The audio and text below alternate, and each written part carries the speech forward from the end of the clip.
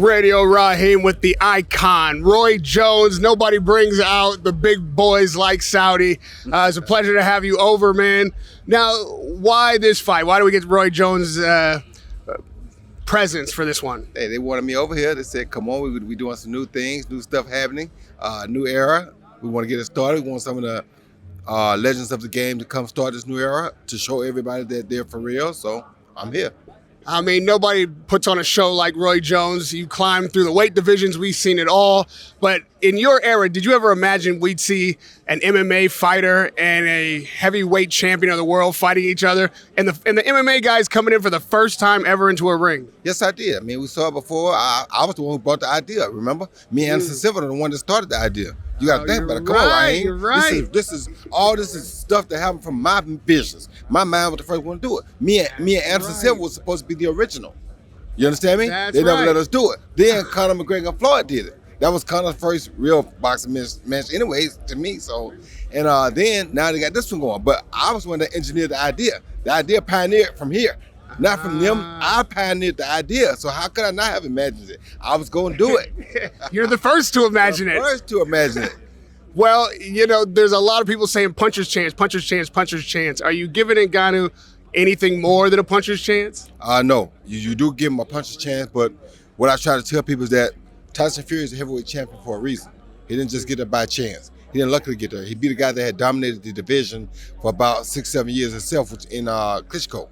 So he took the title from the champion, the dominating reigning champion. He beat him first. Then Joshua went back and beat him.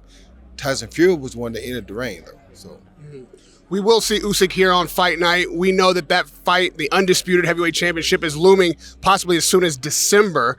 After seeing Usyk's last performance and knowing Tyson really hasn't been up against tough competition recently, how do you see that fight going in December? It's a fight going either way. Either guy can win it because they're both great boxers. When you got two good boxers, it's not the best thing for the heavyweight division, but it is a good fight for boxing overall because we want one linear champion. If we're going one champion, then we got to put the two together.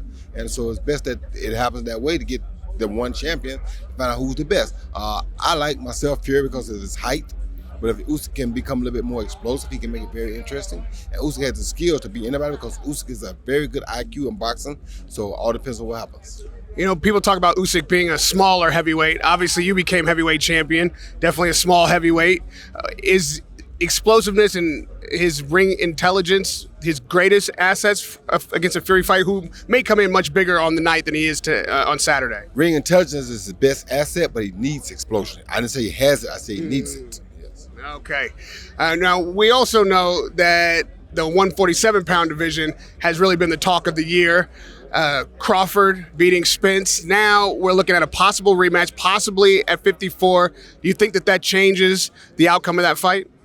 The beautiful thing about boxing is everything from 140, already 135, up right now is highly interesting. Highly. Boxing's on the uprise as far as the weight divisions go. With these people getting involved, it's going to make it much more interesting. Now, at the fight at 54, I think it gives Errol a little bit better of a chance because he's more comfortable at 54. I don't know if it changed the outcome a lot. It's going to be what kind of adjustments he makes between now and then. But at 54, it definitely gives him a better chance because physically, I think he's better fit for a 54-pound body than a 47. There's a bit of a reasonable argument to be made at who's number one pound for pound these days. Is it Fury? Is it Canelo? Is it Crawford? Or even Inoue? Who do you have as number one? I got Bud Crawford as number one. Tyson Fury be number two. Inoue number three. Canelo probably number four. But Bud definitely wins number one because he's been number one for a long time. Just never had the opportunity to prove it. So now he got the opportunity to finally get it proved. He proved his point, and he proved his point in a big fashion. So everybody else they put in front of him, he beat. Now they put the man in front of him that he was supposed to struggle with. He walked over it. How is he not number one? And he wants to prove it in grand fashion. He's been calling out Canelo. I mean, I don't know that Canelo makes 160, but he said even 68. You think he can make that kind of leap?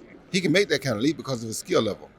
Whether he can take the punch or not is the only thing you have to worry about, but he definitely can make the leap because of his skill level. Lastly, I feel like a final four of heavyweights might be coming. We might see Joshua, Wilder, Fury, Uysk. If the dust settles and all these guys fight each other, who emerges? I think Uysk emerges. Radio Rahim with Roy Jones. I always learn something. I wasn't expecting that, but now I got to go back and look at it. Thank you, champ. We'll see you on fight night.